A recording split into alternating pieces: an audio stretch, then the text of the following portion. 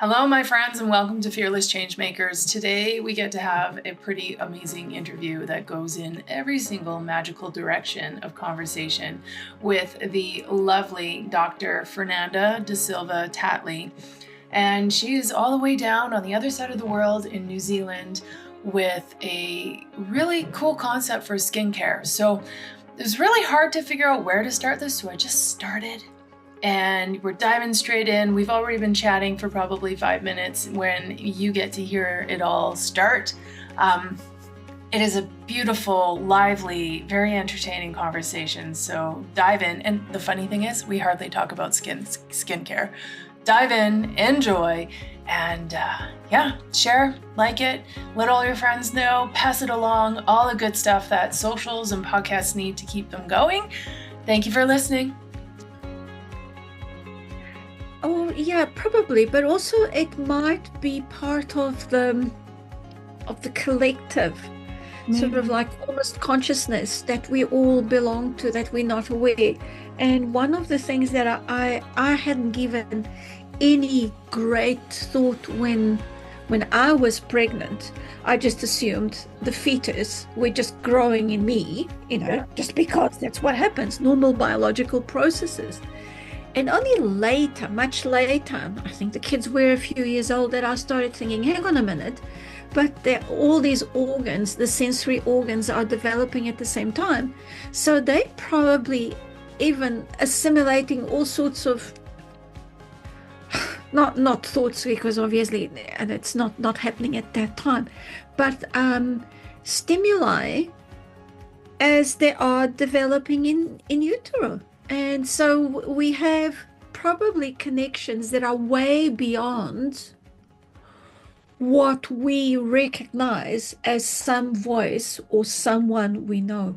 Yeah, absolutely. I mean, that truly goes into mother's intuition as well, right? Where we're tied, Yes. where those strings, we're tied, we're attached, and we know when something's wrong before it even is actually happening or shows up, right? Yeah, exactly. There's something sort of some sort of uneasy feeling about something, absolutely. And those things that we can't justify because they are not material. So if they're not material, we assume that they're not worthy.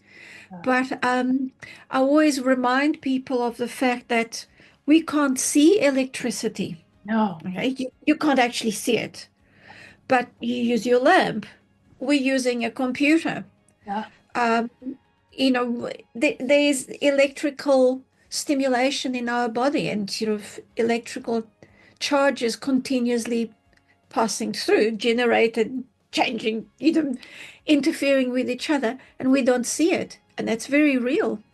Yeah, absolutely. But just because you can't see it, it's there. I mean, we trust and know the Wi-Fi is working.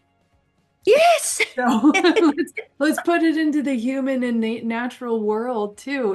There's Wi-Fi there. It's just no one's turned it into anything, right? Or try to, I guess. Yeah, and it's just one of those very difficult subjects, like consciousness. Yeah. Energy. It really is, but we don't really understand it, because when you die, we just assume everything shuts off. What if it doesn't? Oh boy. I don't know if I want to dive into that one. It probably doesn't. It's those types of things that we make assumptions, just because we try to be straight and simplify things. And look, I'm all for simplifying all sorts of things, because I think we've got into a hornet's nest of making stuff so complex and of adding so many layers to the way in which we live, that we kind of ignore the essence of things. And I'm very much someone that wants to go back. Not, I don't want to go back in time, assuming just sort of on the side reference, something that's happening in North America. Let's go back in time. No, I'm not saying that at all. Don't get any ideas. I don't support that at all. But it's more that I support the fact that we can do things from basic principles, and there's some very essential core elements that we all can use, and we should honor those Mhm. instead of packing in all sorts of things to beautify it, to make it big. Yeah. Just because you make it big doesn't make it greater. Yeah. So you know where I'm going. Yeah, bigger is not always better. That's absolutely true. Yes. So, Yeah. Fernanda, welcome first. I feel Yeah. like I can't cut any of that stuff because this is that I love that intro. That's a beautiful intro. Where have you been thinking all of this? I noticed Oh, you're a master of science and zoology. So have you like considered this stuff in the animal world as well, or? well, you know, so just to sort of put it into context, I always refer to myself as someone who is a scientist by training. Mhm. I'm an artist in my heart, and I'm a Reiki master in my soul. Beautiful. And so, so that's the whole of me. And of course, I was trained in basic science, and um, you assume that because you're trained that way, you can only see things in a very linear, logical, one in zero fashion, 1 0 1 0 1 0, like a computer. But not at all. I'm not like that. And it's also partly because when I was a kid, I really wanted to be an archaeologist, but my dad was part of a generation having come out of the Second World War, that you need to have a proper profession. You need to be an engineer, you need to be a doctor, you need to be a lawyer, you need to be someone big. You want to be an archaeologist? No ways, that's a hobby. And so um, that was never permissible. That was never an option for me. And I did go into the sciences, and as you pointed out, I've got a master's in zoology. I've got a PhD in medical molecular microbiology. Later, I did a master's of entrepreneurship. Oh, awesome. And all along, I did feel as well that there was something kind of missing. I'm doing all these things because I can think. I love reading, and I'm an absolute sort of absorber of books, and I still love books, even though I've got an iPad, but books are good. And I've got a Kindle, but proper paper. Oh, Sorry to touching cut yours. the trees. I'm, Oh, cutting the trees, but maybe we can use recycled paper. right. But so all of these things are sort of part of me, but always feeling that there's something missing. And I think the missing part was something that I only acknowledged much later in life. When I realized, hang on a minute, life is not just about black and white. It is about not even shades of grays. It's about all colors. And we just have to simplify things to understand them. And then we start believing that things are like that. Like the premise that,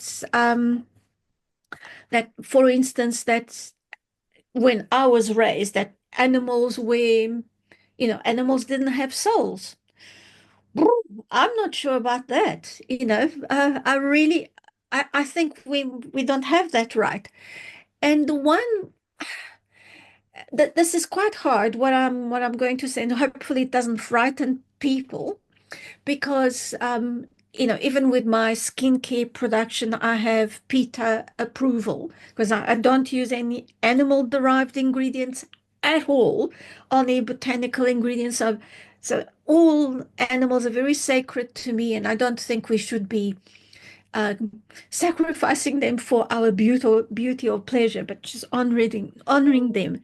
But when I started as a basic scientist, we all went through the phases where we have to do some form of animal experimentation. And even creatures like rats, they are so clever. They knew exactly when we walked into the areas where potentially some of them were going to be euthanized. They knew it. Mhm. And that freaked me out. That really freaked me out. How can a rodent, something that we consider vermin, okay, the ones in the lab, are not vermin because they're bred specially so that they can be very controlled. Whatever tests can be done are very reproducible and are not confounded by all sorts of things in the wild. But I remember being so uncomfortable that I actually changed from doing any animal research at all. I just couldn't. I felt really uncomfortable. And it Mhm. was interesting at the time, some of my colleagues used to say, "Oh, you just have a sense of superiority. So you need to work with small things because you feel so much bigger than them." Whatever floats your boat, fine. Hmm. I'm not working with animals. Yeah. That's it. Yeah. And so I do think that there are elements in all living organisms that we just do not understand. We don't give them time. Um, think of sometimes like the migrations of big herds in the sort of in Africa or in the polar regions with the reindeer or Yep. Yeah, and we've got elk, moose, all deer, all of that yes, here. Yep. yeah, and they know they have call it instinct, but I think it is beyond instinct. They know certain paths, they know certain elements of guiding the herd, protecting the herd. They have a hierarchy in terms of who does what. We may Mhm. not communicate in the same way, but they do. And so we are super specialized as a species. We may not necessarily be the best species. I mean, look at cockroaches. They've been going for They're indestructible. exactly, Yeah. exactly. Whereas humans, super specialized, but are at several risks Yeah, of, we're of being flawed in our own. annihilated. Yeah. Yeah. So, yes, we have intelligence, but I think so do other species. We just don't recognize it for a number of reasons. I would agree. I mean, we had an experience. My family's, one side of my family is ranchers. They deal with cattle. We had a cow on our property and she was just getting fattened up because she was going to go to the butcher. My daughter named her Daisy. And within 2 days, she broke out of our field and found like went probably 3, 4, 5 kilometers away, crossed a highway, found another herd to herd up with. Couldn't find her for a month. It took like there's a whole convoluted story as to how we ended up finding her. But anyway, so my family took her back, put her into another herd, and just waited until it was time to butcher. Well, she lived up to her name of Crazy Daisy because she knew the day that they got her. Normally, you could go up to most cattle, and the one you're going to butcher, you can put down right away. And she knew, so they actually had to go and pen her, find a way to tie her up in order to be able to put her down. She knew what her lifespan was going to be well before it was even close to that moment because, like, why would you escape? Work that hard to escape when it's a green pasture that you're in right now? They know. Oh, fascinating. Fascinating. Oh, it's quite yes. It's quite sort of quite shivery. It makes me feel like, ooh. Yeah, I mean, it's entertaining. The experience was entertaining, but when you try to think of it from the cow's perspective, probably not entertaining at all. However, No, that is the nature of, I guess, carnivores and omnivores and such. However, yes. yeah. And uh, it is quite interesting that look, well, I think when we think of real sort of early man, the hominins, sort of very sort of adjusting to being confronted by all the other species and having to survive, but Hmm. then sort of moving to say the position of the living in caves and having to defend yourself because there are predators that will take you, and having fire. So, and the element of developing the ability to cook whatever you catch. Yeah. Probably we tend to see it as very kind of crude and probably very rough, but Mhm. it might not have been because there are current fairly long living societies that sometimes are quite isolated.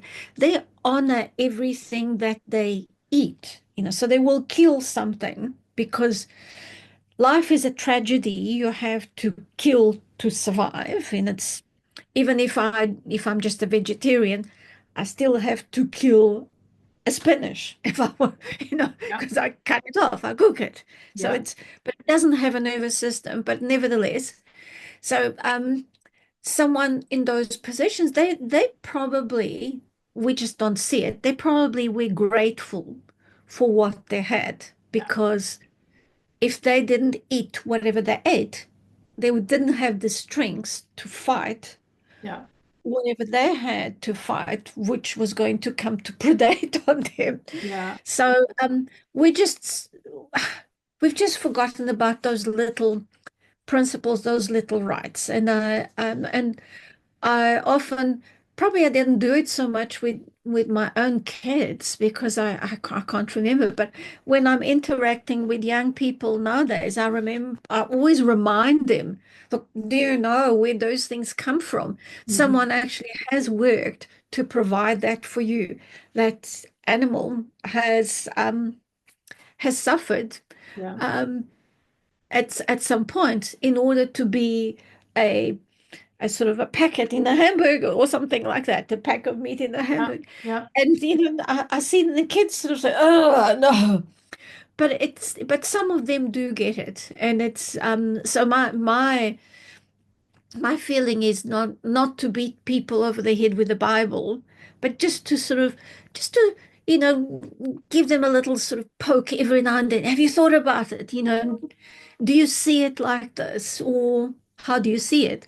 And the same thing with my own sort of practices of looking after oneself, not because you want to look like your idol, whoever your idol is, or you want to look like you're 20 years younger. Well, what's the point for a start? But you can always be presentable.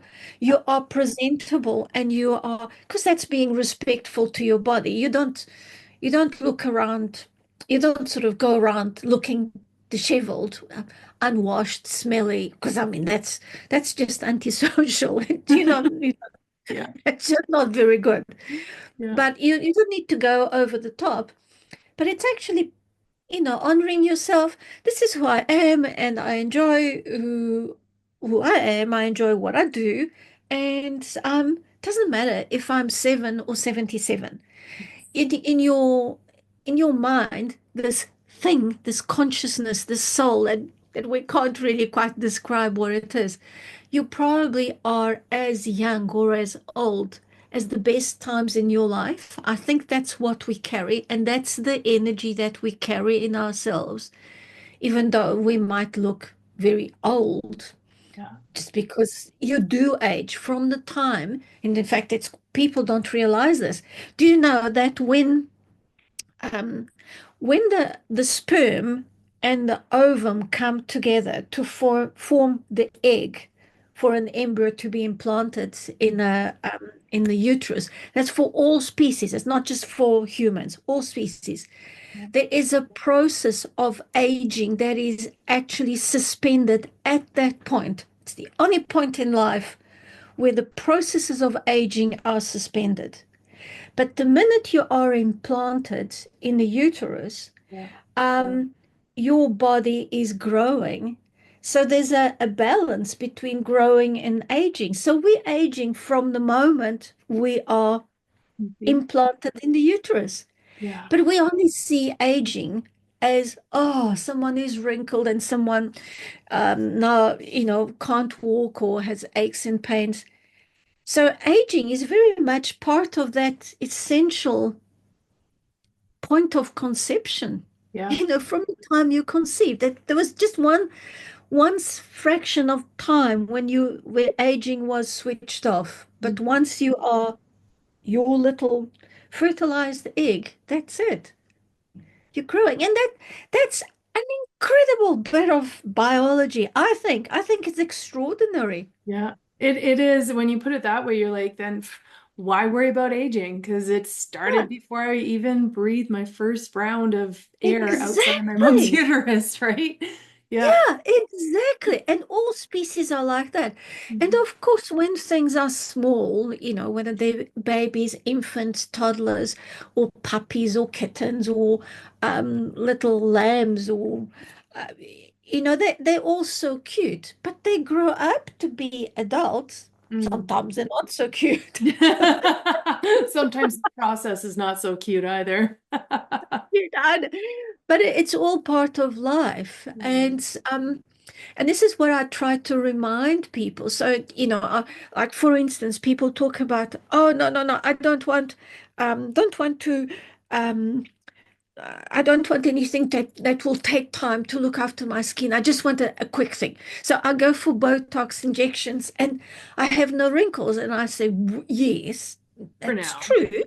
You know, the point is the Botox is a toxin from a bacterium, and it paralyzes your muscles. So it's not helping your skin, it's paralyzing the muscles under your skin.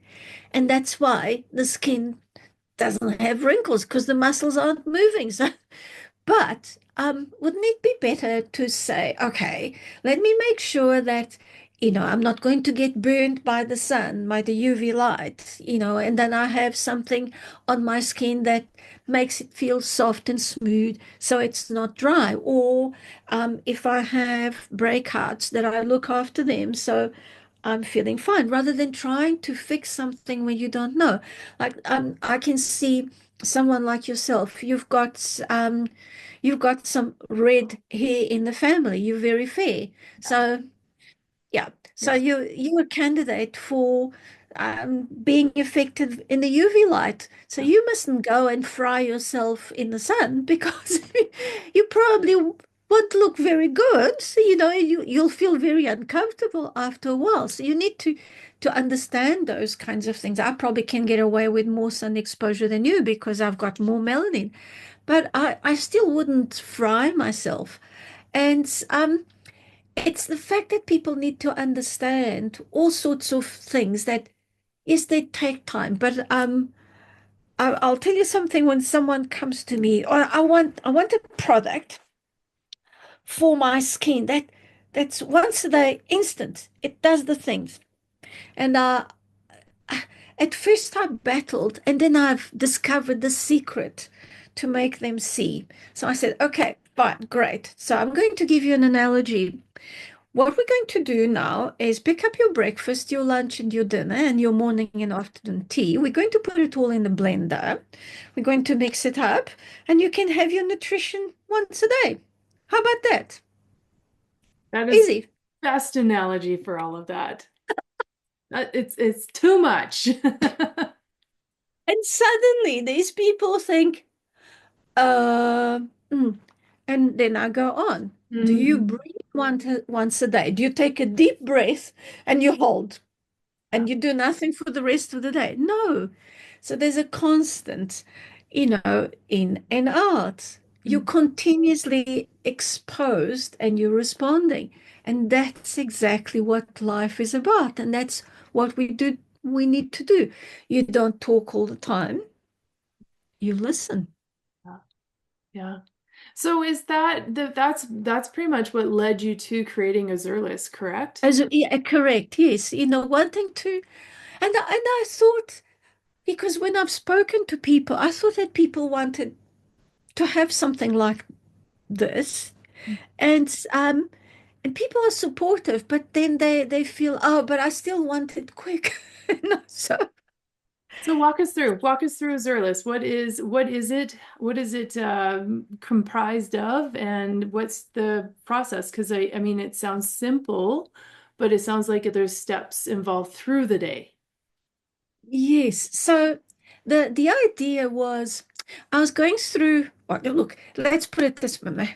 Go back. I always wanted to develop a natural skincare range that did not harm animals, because by that stage I had realized no, animals are a little bit more Mhm. sensitive than what we think they are, Mhm. and used ingredients that were produced without harming the environment, because the more we abuse the environment, the way we process waste, or the way we just discard, because we're such a consumer society.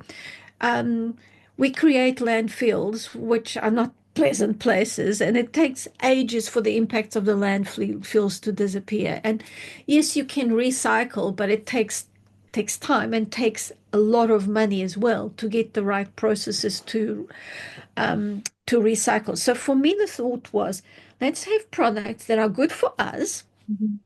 so they protect our skin. They're not bad for the environment either. There's always waste, that's you can never avoid 100% recycling, or you can never have 100% recycling, so you can never avoid some form of waste. Um, the other thing was that we need to be mindful. Sometimes we just eat, or we just use things on our skin that we don't give two thoughts about, and Mhm. sometimes they are harmful. And the skin is a barrier, yes, but it's a semi-permeable barrier. So whatever you put on it gets absorbed. And most of the time, like 99% of the time, whatever you put on your skin that is not good for you just gets absorbed and gets accumulated somewhere else in your body. And there lies the issue.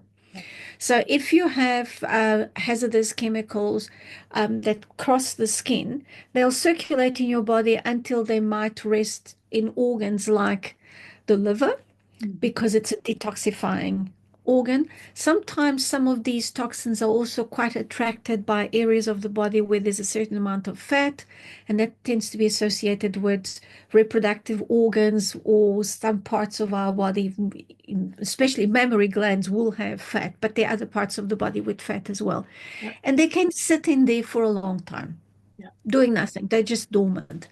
And the immune system might not even be aware of them.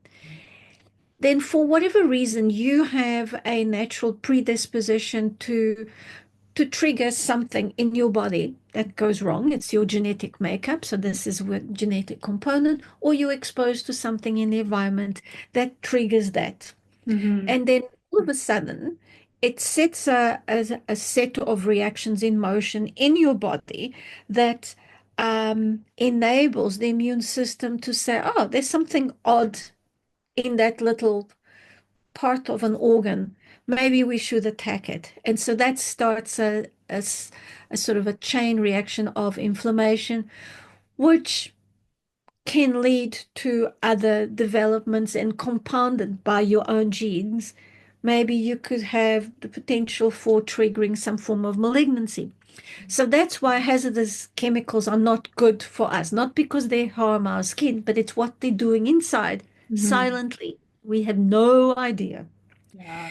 And so we need to avoid those. And there have been plenty of studies of a number of petrochemicals and many other forms of synthetics that are what we call teratogenic. So they lead to forming tumors, and others are downright malignant. Sometimes they form tumors, but the tumors may not be malignant. A tumor just means it's you're generating a group, a mass of cells that are very similar to each other, and they kind of more or less tend to stay together in a kind of a ball. Yep.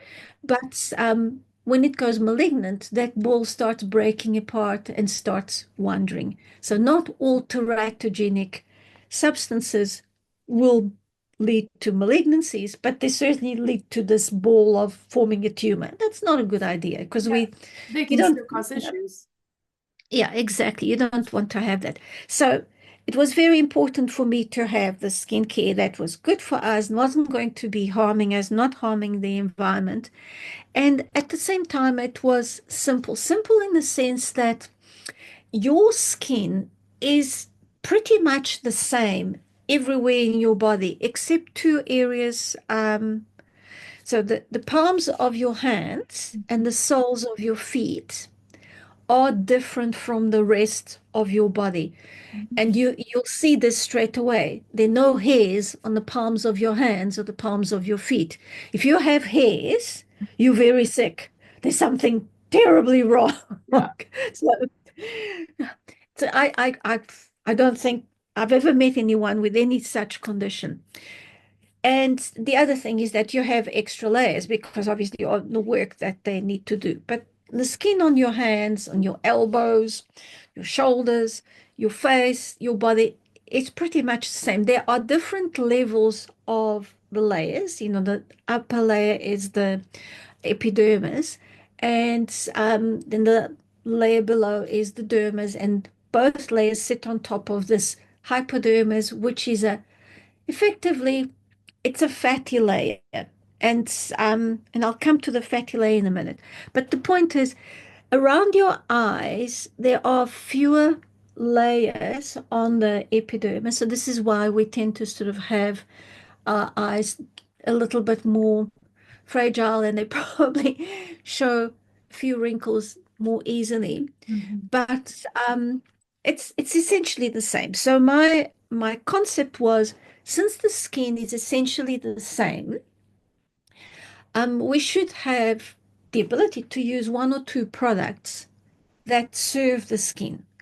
So how do we handle the fact that some people have dry skin, other people have oily skin?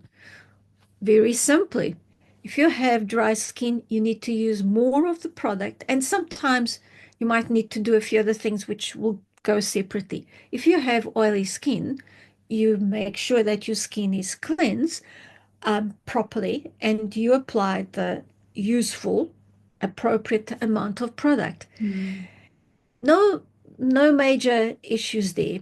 And with cleansers, we shouldn't be using harsh cleansers because the beautiful frothy soaps and foams that we use, what they'll do, they in order to make the froth, which is done in the water, on the skin, they will also take out water Yep. and so make your skin dry. This is why often when you come out of the shower and you've just used soap or shower gel, you feel your skin is dry because it does. It does take a certain amount of water because once again, your skin is a permeable barrier. So if it allows things in, also allows things out, Mhm. so no brainer. Okay.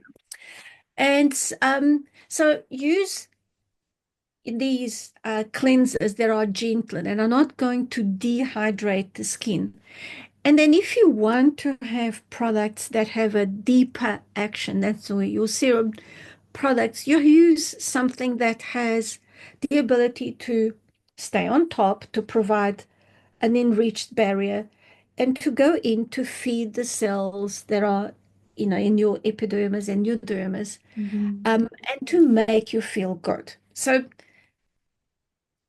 you could run your skincare with not more than about 3 or 4 products, and that's already quite a lot.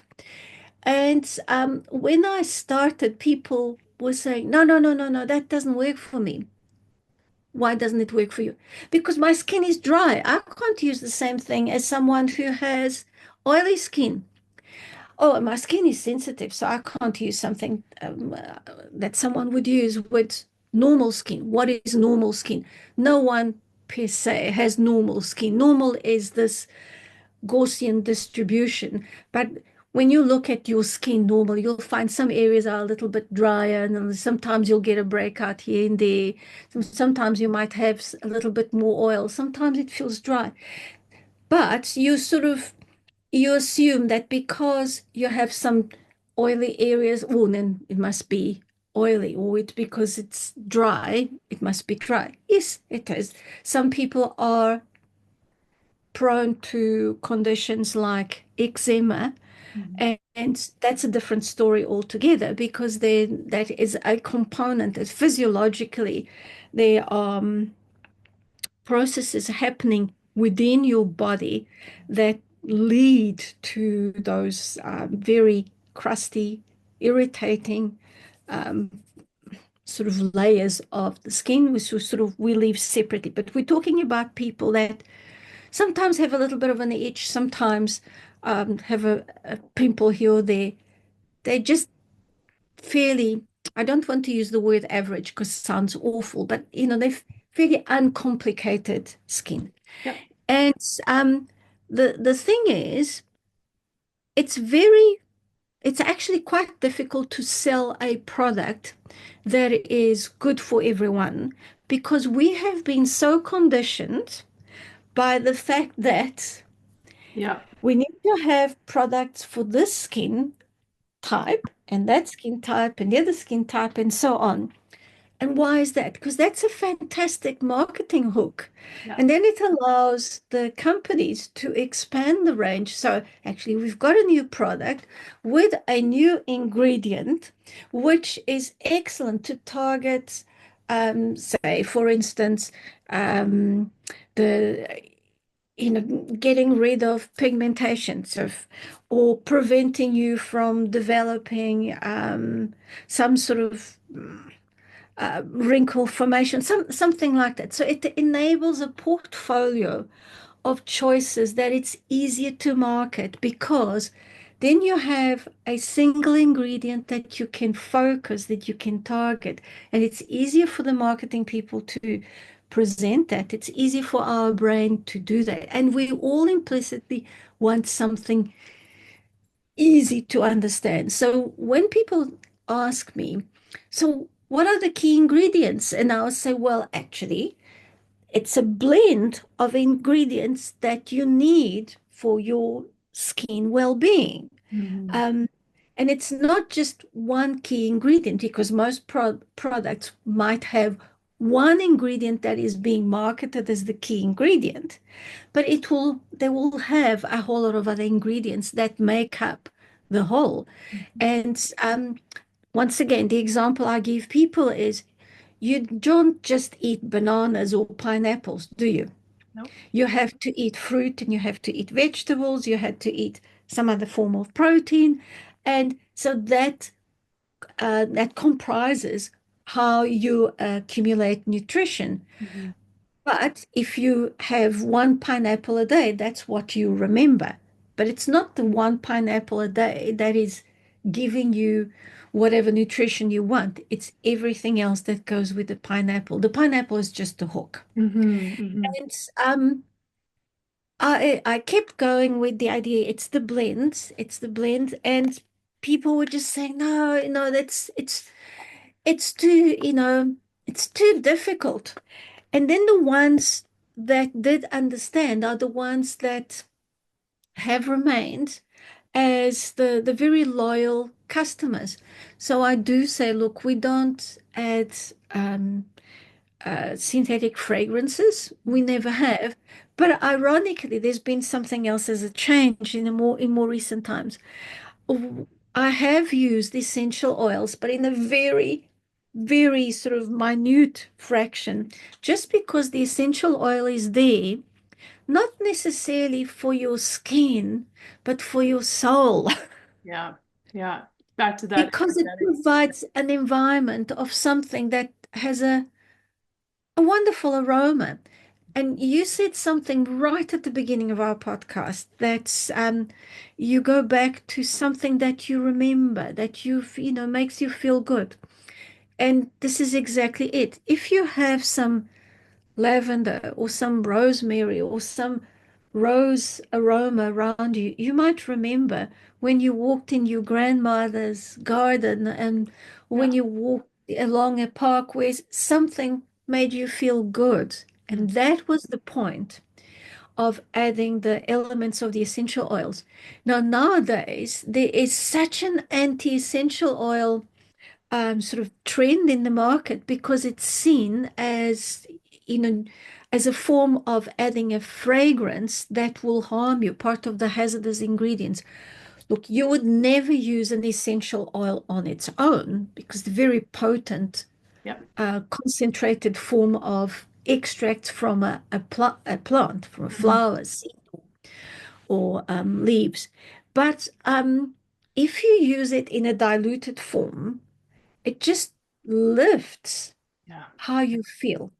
And so in our cleansers, it's quite interesting. I've had a mixture of peppermint and lemon verbena, not because I want people to feel the prickly element of the peppermint, but because it's refreshing. When you cleanse your face, you want to feel, huh. But I've gone completely removing essential oils, and it is so funny that my customers say, "Oh, we still want them." So I will provide them with a little droplet of diluted essential oils, Yeah. which then they can add in the palm of their hands when they're doing something, and it's absolutely perfectly fine. Of course, if you have those conditions, as we were talking about, that is like eczema, we're talking about a different kettle of fish, and sometimes those conditions need to be seen by a dermatologist that will prescribe, ironically, um, products that are seemingly hazardous. Why do I say that? Because they are derived from petrochemicals. They will not have any botanical elements simply because it is important that they don't overstimulate the skin. So anything that is an extract will stimulate the skin, which means increases the blood flow, which could make the skin look a little bit pinker until it settles. Mhm. But you probably have heard of this, very standard, you'll see in most pharmacies, the aqueous cream, Yeah. which is a very sort of plain cream that's made from, all sorts of petrochemicals, Vaselines and the like, but it's just what the skin may need, something that is completely, totally unstimulating. Yeah. And then once that's under control, you can possibly test other things, maybe, but conditions in the skin to that extent generally have a complicated etiology origin. So Mhm. it is likely that there's some form of stress-related induced change in the body Yeah. that eventually will manifest in the skin as a form of irritation, like eczema sensitivity. So our skin is not disconnected from the rest of the body, not at all. And the way we think, this is the thing that is so fascinating. So where there's a triad, the Mhm. way we think, the way our skin manifests, and the way in which our organs, certain organs that help towards developing molecules that stress you, like the adrenals on top of the kidneys, Yeah. and how do they get stressed. So if you're feeling stressed in your brain, all this energy goes into the everywhere, but goes through the hypothalamus, and the hypothalamus has a little body, a pituitary, goes into the pituitary. It looks like a little sort of little almond on a stick, Yeah. and the pituitary starts producing these neurotransmitters, which obviously are now circulating in the body, and they're saying, "Wow, wow, wow! Something isn't quite right. Something here is happening that you need to go into the flight fright mode. You need to be aware, beware."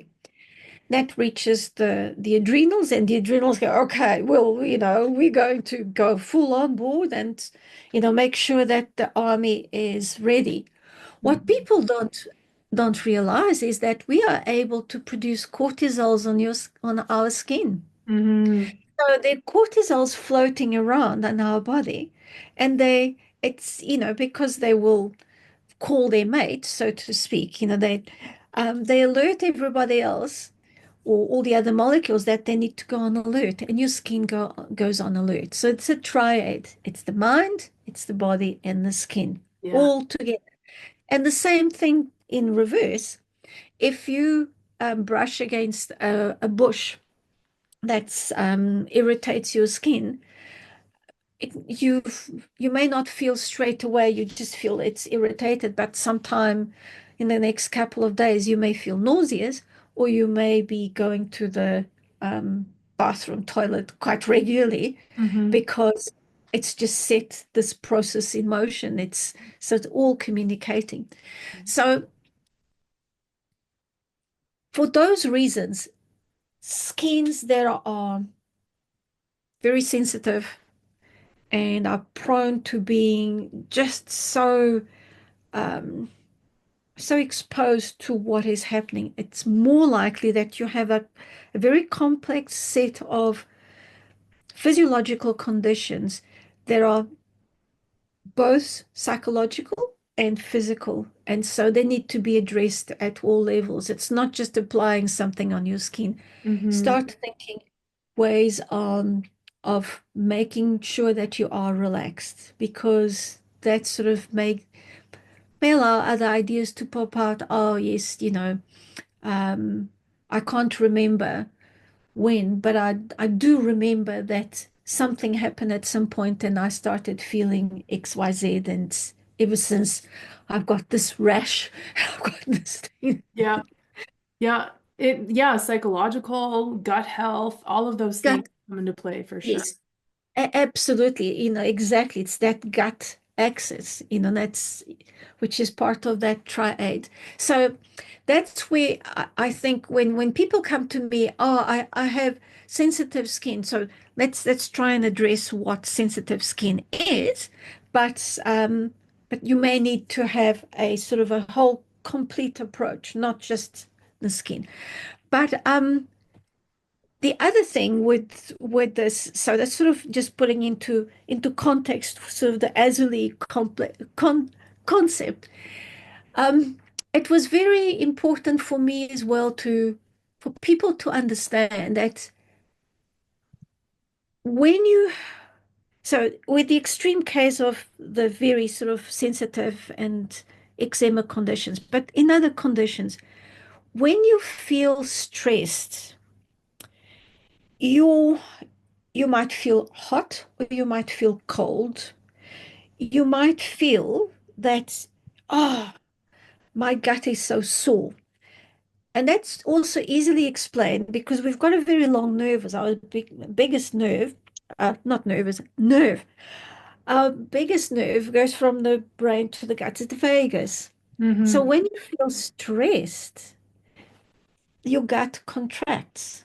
Yep. So learn to just sit down and just take a moment to look after yourself. And this is where the skincare was coming.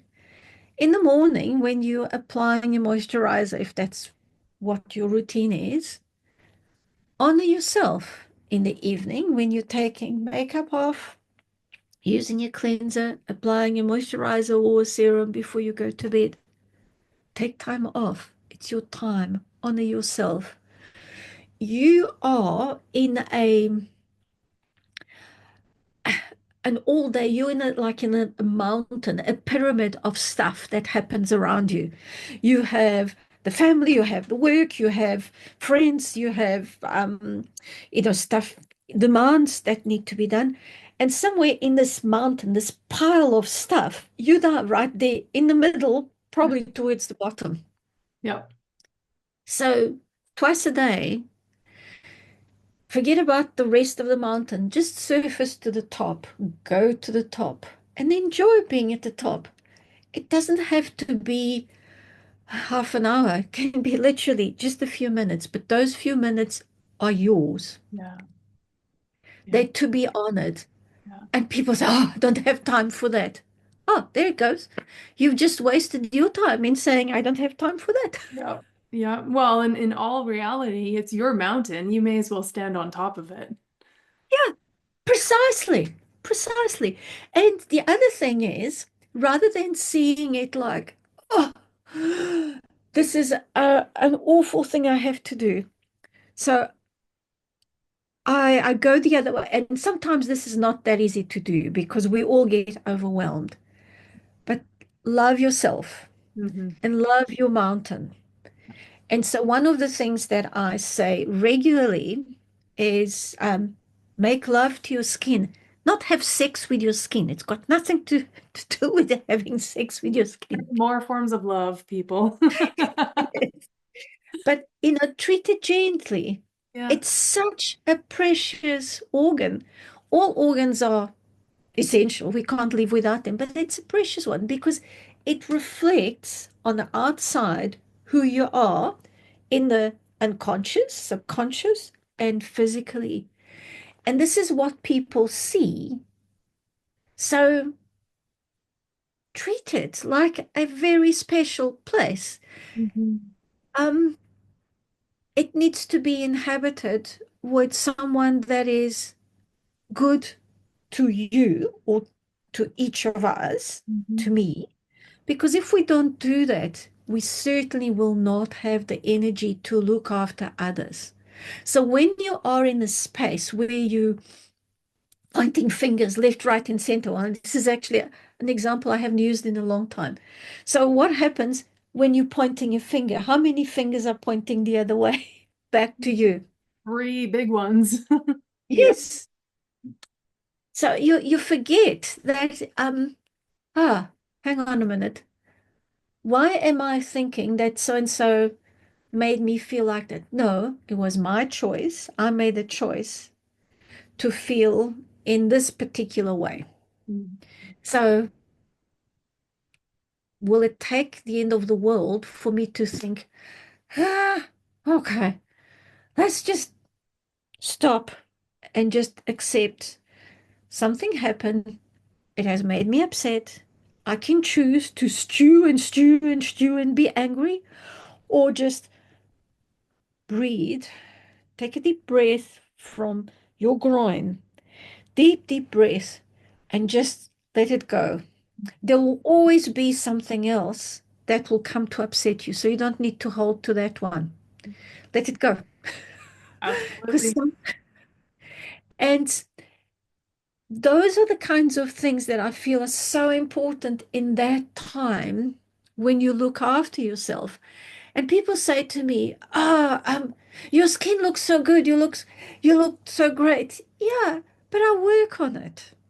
Not by having procedures, but by making sure that my sacred space is given a little bit of attention. I think it probably should be given a little bit more attention than I do give it, but I try to give it. My days are long.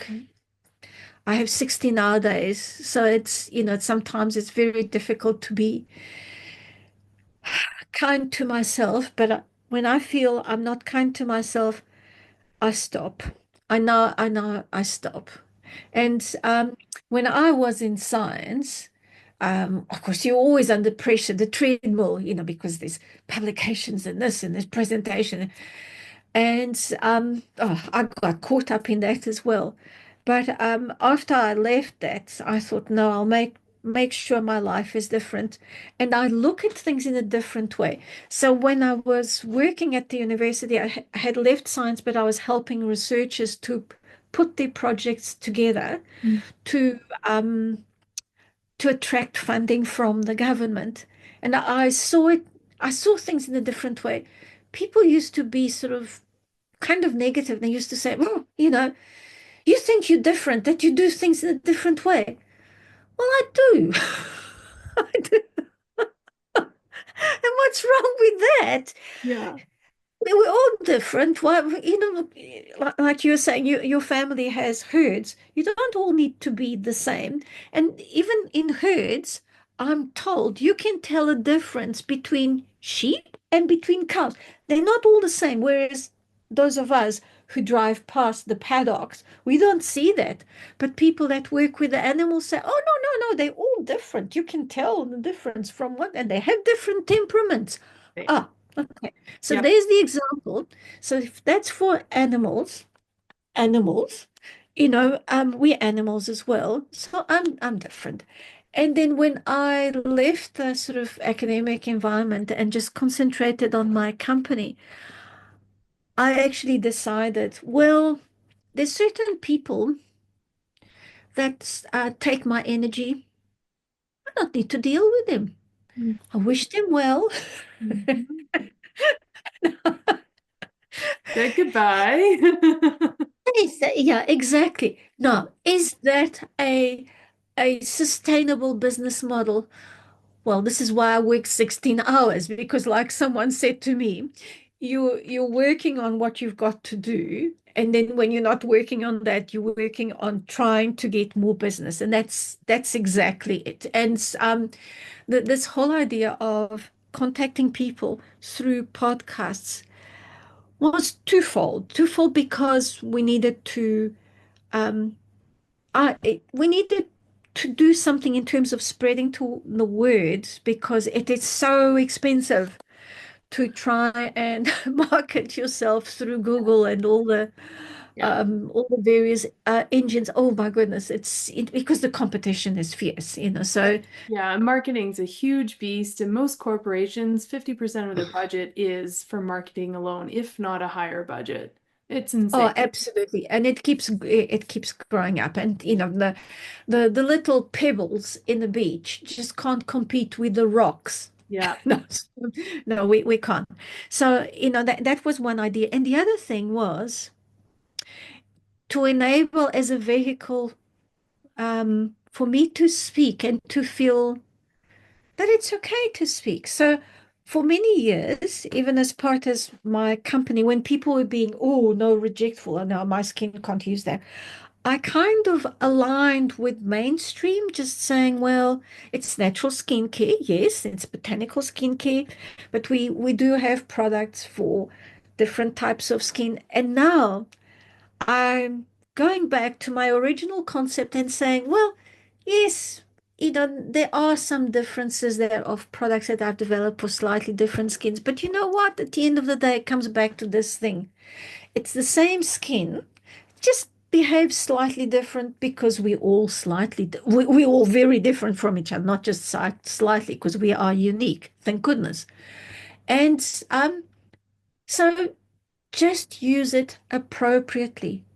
And because you take cognizance of that, it becomes second nature. So, in talking to you or to others about this, I feel good.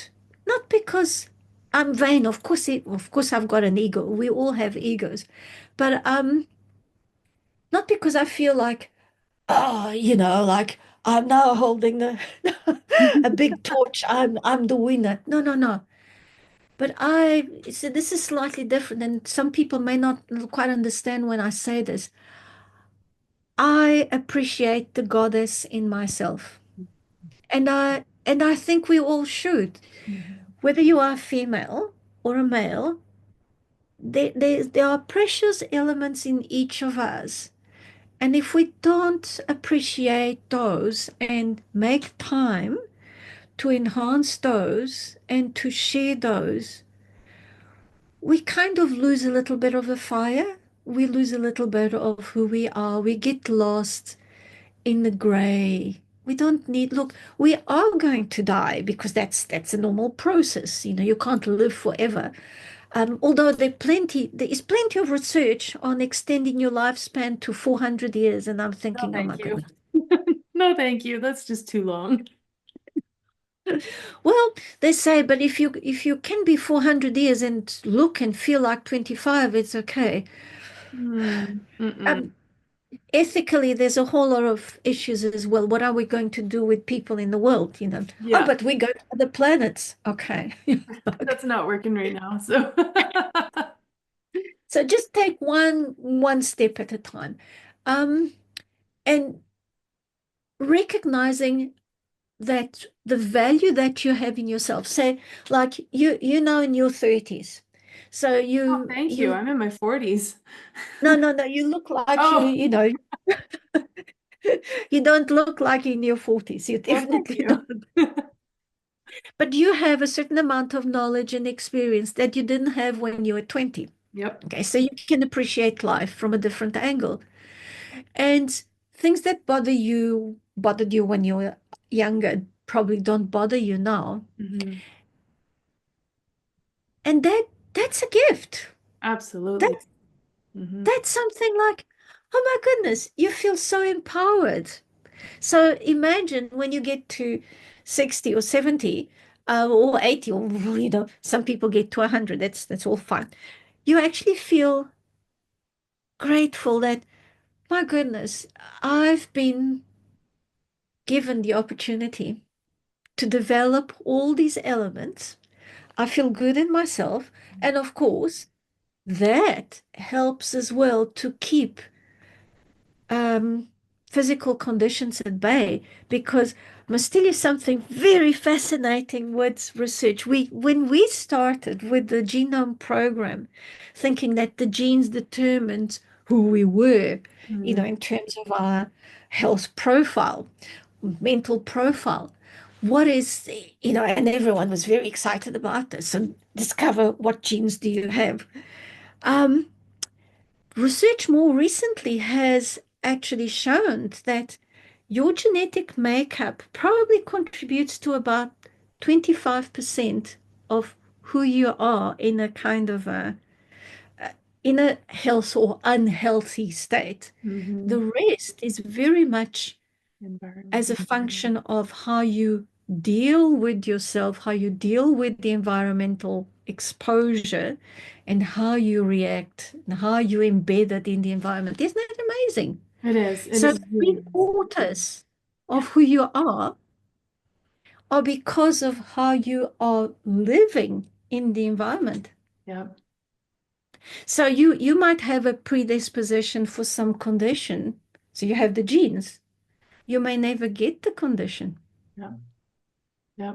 Interestingly, I was talking to someone yesterday whose wife died, uh, but at a she was young, but I mean she was in a later part of life, Mm-hmm. and he was telling me that she actually had endometriosis, but she never had symptoms of endometriosis ever. Oh, wow. And they knew this because she couldn't fall pregnant. And so they knew, they knew the clinical reasons, and they ended up adopting kids. But she never had any of the symptoms of endometriosis. And this was a tribute as well to how she saw herself. Mhm. I She think, was a medical doctor, and oh, so is the husband.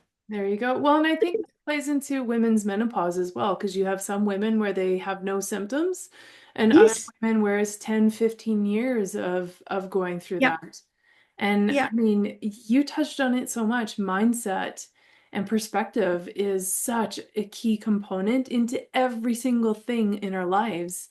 And that is something that we can actually work and mold and practice with neuroscience and all the other things to start developing it and strengthening that. Absolutely. And believing in doing small changes. Look, you're not going to fix the world. You're not going to do it all in one go. You're not going to fix all the things. Focus on something that you want to amend, but do it with love, not with, oh, want to get rid of it, because that immediately brings a layer of negative energy, which counter reacts to the good you're trying to do. It makes a lot of sense, doesn't it?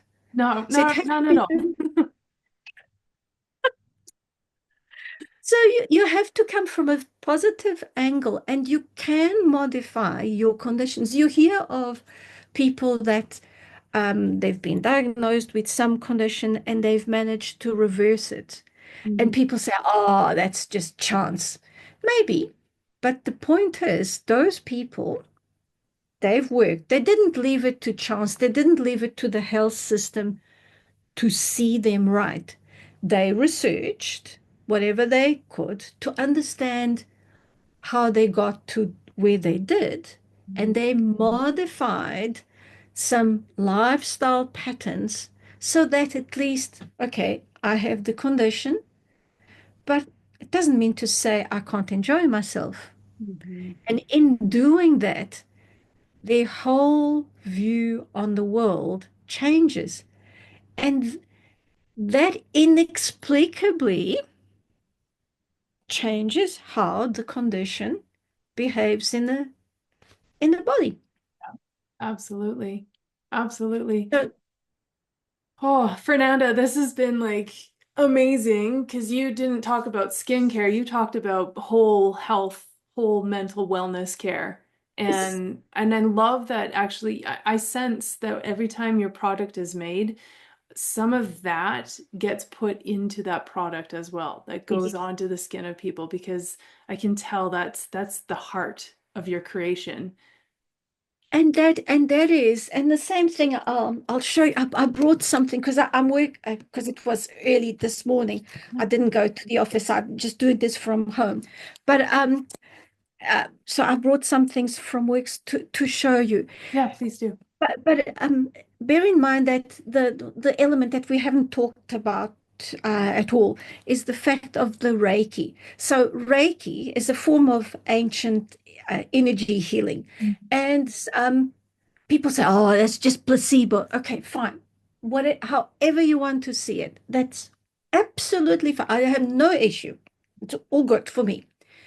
But the point is, it's not my energy. It's the world's energy, the universe. Energy flows. And Reiki actually is love. That's all it is. Yeah. Your love. So when I make a product, I will I will infuse it with Reiki. Oh, how do you put Reiki in a product? You don't.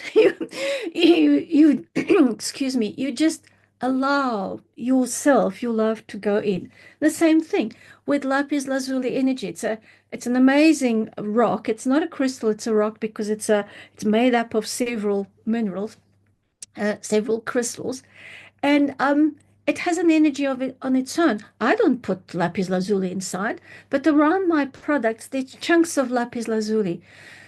Oh, but it's all sort of hocus pocus. Fine. If you want to believe in it, that's fine. But for me, it is important. Mhm. So, um, I've decided that with our products, let's get rid of boxes because we spend so much money Mhm. designing and printing boxes, and then the customers throw them away. So we just add to the landfill. So Yeah. hence the sustainability component. So I've now gone into this Oh, concept of using a cloth, a face cloth. yeah, that's It's beautiful. cotton, unbleached, so it's wrapped around. I call it my mummy wrapping. Nice. So there's your bottle, and then it's tied around. And this is I love this because this is my rose. I don't know if you can see I quite, but can it see. looks like a little flower. Yeah. So if it's a product like this, it will be more like this, little knot on the side. Yeah. So, and people say, oh, but retailers won't like it because it occupies too much space. And I'm thinking, yes, that's probably right. But why are we producing boxes? And if retailers don't want it, too bad. Mm. Just have to sell online. And if I don't sell online, if there's no sales, nothing, um, at least I've said something from my heart, I'm giving. And then people also do say, oh, but it takes so long to do this. It doesn't. And I love this because this is the artist in me. Every one of them is different, Yep. just like us. Perfect. So the product is for you, for your skin. So it's wrapped in a particular way. If it's wrapped for Mary, it's done in a different way. Yeah. Not because I want to, it just comes out. Yeah. So why shouldn't we allow that? Why do we need to be constrained by this absolute militarized form of behaving? I think Allow the energy through.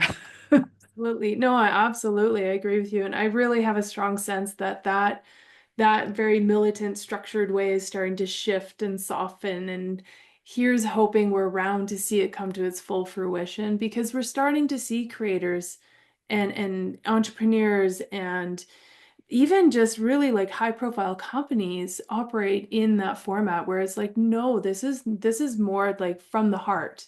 It's a gift Yeah, of our creation to you. So we're not going to meet that structured requirement and we're getting very out of the box. rigid, Yeah. very rigid. Yeah, time to get out of the box and into the heart and into the connection and really, really personalizing it as best as possible too. Yeah, no, no, absolutely. Because in the end, what you want, and it comes back to something I said earlier. What you want is in everything you do, you want your glow to come through. And your glow can be enhanced, of course. You can put some product on your face to give a bit of shimmer. So there's glow, absolutely. And when, because I recognize as you get older, your layers start collapsing and there is less glow, you also get something which is quite interesting. And that is, that layer that I talked about below the dermis, the hypodermis, that is the fatty layer. So actually, that is our glow layer. So Mhm. when you're young, you have quite a bit of fat in that layer. As we mature, not to say age, as we mature, that fat disappears and it goes somewhere else. It ends Well, up in other places. Okay. So we tend to lose on average about 10% of the fat on our face. And of course that means, things sink, you get that sunken look, your wrinkles are less plumped. yep. Um, but it's quite interesting that even though you do lose that, and that is something, look, maybe you can go and put Restylane to try and pump it up. Okay. Yeah, yes. But at some point, you can't put it everywhere. And at some point, things will sort of just go. So allow the glow to come through in everything that you do because the glow will come through. You are alive. And if you want to put some shimmery stuff, some blusher just to help out, there's absolutely nothing wrong. Nothing wrong. But what you really need to accept is that to love yourself in a most um, almost like childish way, in a fun way, is so important. Allow that glow to come through. So um, people are attracted to you not because you're a movie star and everyone is looking at you, but you're such and a freaking fun person to be with. Yep. Yep. Yep. And that is the essence. So when I think about it, I shouldn't have started a skincare company. I should have started a company to be involved in self-development or something like that. You still But can. You still can. gosh, Lisa, not at my age. I'm 67. It's nothing. 400 years old, right?